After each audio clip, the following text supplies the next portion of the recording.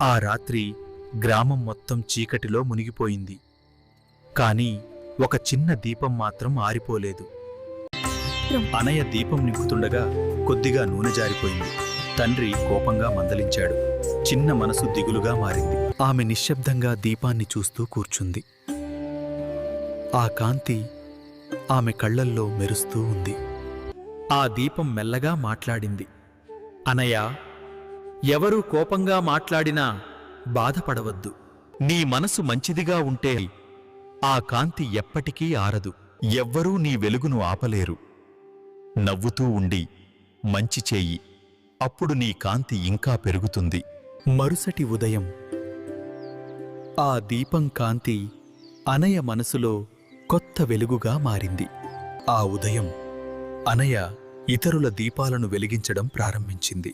ఎవరి జీవితానికైనా కాంతి ఇవ్వటం, అదే నిజమైన వెలుగు. ఆ క్షణంలో తండ్రి హృదయం మారింది.